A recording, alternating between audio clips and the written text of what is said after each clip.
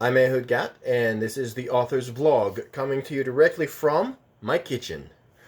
It's October 10th and 5:45 p.m. and this is my first author's vlog, so please kind of be patient with me about this. I'm still figuring things out. I wanted to kind of run by the Liliverse or Lilith universe, which is the flagship of my writing. I got two of these books already. Um, Published and more on the way, and I wanted to kind of give a background a little bit about that. So it starts with Lilith Operation Genesis, which is funnily enough kind of the last book chronologically in the whole series. Lilith Operation Genesis happens when the Earth and its surrounding space colonies kind of goes off the radar, everything goes silent, and in a faraway colony on Rhea, the last known free surviving humans on the galaxy are trying to figure out what the heck happened. Mankind has been in 100 years of war with an alien race called the Orions. So everyone kind of figures out that, the Orions probably made their end game move, and now it's up to the humans on Rhea to survive. And this is, of course, not as simple as just carrying on, as everything basically gets put to the question. There's a group of space marines in there led by Colonel Adam Santiago. He is one of the leading characters. Originally, he was intended to be the leading character of the story. I'll kind of touch about why he isn't at the end. But they're trying to kind of keep a semblance of order and peace. And unfortunately, there's a lot of people that aren't so much for order and peace.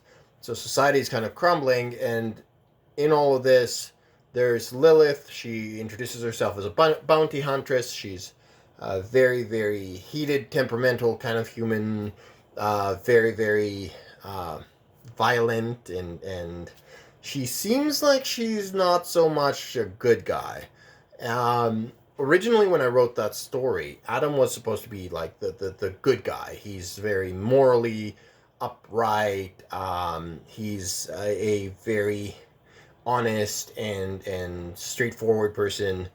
Um, but as I was writing it, with Lilith being like kind of the antithesis of him, being very flamboyant, very selfish. Her morality is very, very questionable. She doesn't seem to bulk at violence or anything like that. So, turned out that Adam is, his character is very, very strict and set forth, and there's not a lot of character development to be there. To be honest, he's a really good guy, and so he's kind of boring.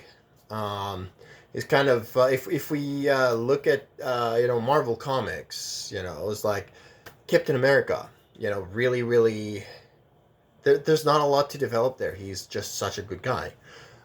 Whereas the really interesting people are the ones that have, strong weaknesses. Tony Stark, and that's how the Marvel Cinematic Universe ended up with Tony Stark really being the lead rather than Captain America. But anyways, I'm veering off course. So Lilith was a lot more interesting. Lilith was just the right kind of person to actually follow and lead. And if you're wondering why I'm looking away and stuff like that, it's because I'm also making dinner while I'm making the vlog. I know, it's crazy, right? It's like, but I'm not a professional vlogger. I'm not a professional YouTuber. So I got to do things the way I do them. And if you don't like it, that's your problem. So anyways, so as society is crumbling, you got the bad guys on one hand, you got the space marines with Adam on the other hand, and you got Lilith right there in the middle. And it's a very interesting story.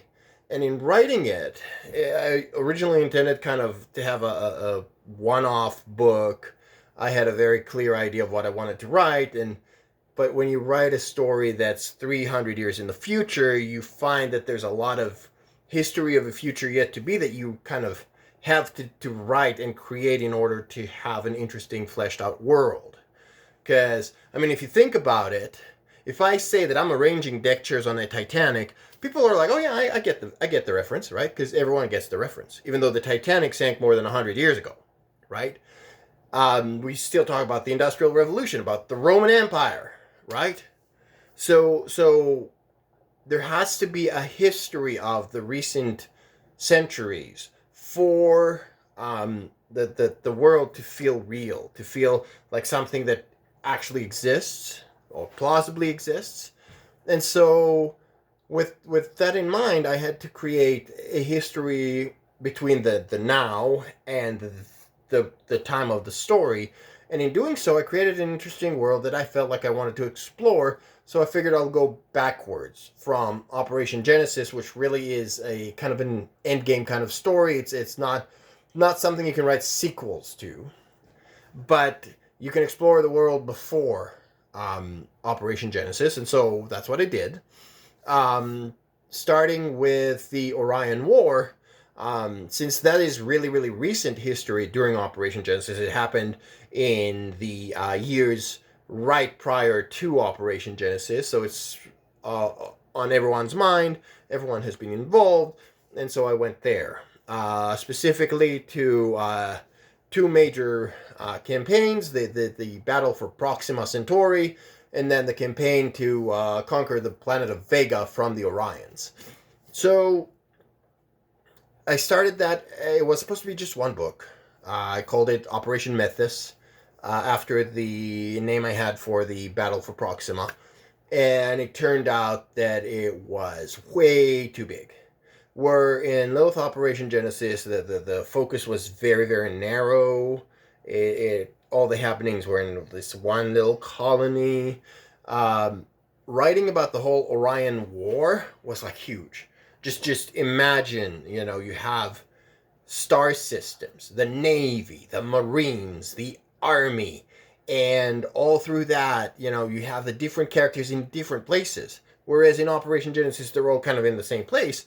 Here, everyone kind of is writing their own story arc in a very separate location, independent of one another. And two things became very clear. One was that it was way too big to fit in one book. So Operation Methus was initially cut into 2 books, and then ended up cutting into 4 books, believe it or not. The first one of the 4 is right now posted, and so the first one, which is already published, is Lilith Battle for Vega. It actually covers the Battle for Proxima, because that happened before Battle for Vega, and it covers the first moves into Vega. Why is it called Battle for Vega then? The truth is, because when I originally published Operation Genesis, it turns out that Lilith, being the Jewish mythological mother of demons, and you put that in Genesis in the same title, and the book kind of gets classified in searches with, creation myths and stuff like that, not so much with science fiction and fantasy. Not very useful. So initially I called it Space Battle for Vega to make it really clear, even though it was a little bit ungainly. And fortunately, my lovely wife, she's amazing, she kind of poked at me to make it slightly less obtuse, and so it's Battle for Vega. It's published on Amazon as well. I'll put links in the description below. But that kind of covers the Battle for Proxima and then the initial assault on Vega. And coming in to write the next book in the series, I realized the other thing. I said there were 2 things, right? Not only was the breadth too big for one book, or even 2 books, I could no longer keep telling the stories of the same characters in one book, because pacing-wise, things were very different. For Colonel Santiago and Lana Briggs, another one of the Space Marines and a very big character in the story, they were on Vega. Things were like progressing in hours, in days, because trust me, land battle, a lot of things happen in a very short amount of time. Lilith, on the other hand, she was doing her thing for Corridor 9. I don't want to get too much into that because I don't want to spoil her, but things were moving in weeks, even months. So it would be like if I had Lilith and the others in the same book, you'd have a Lilith entry every, I don't know, 30 entries of everyone else. And the pacing would just not be very good. So I cut Lilith out and put her in her own books, and I put Colonel Santiago and Lana in their own books, and that's what's going on now. Anyways, this is what I got for you. This is the overview of what's existing at the moment.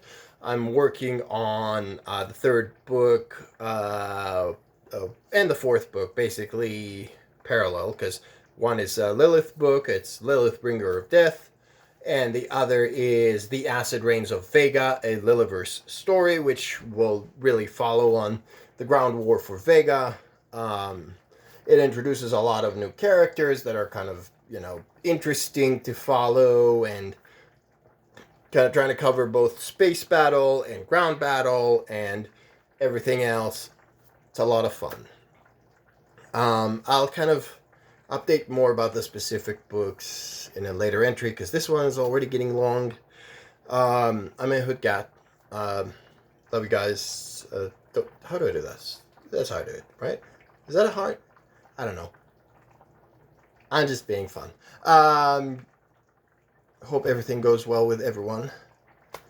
Subscribe if you feel like subscribing, and tell me what you think. And don't forget to be awesome, as the Green Brothers like to say.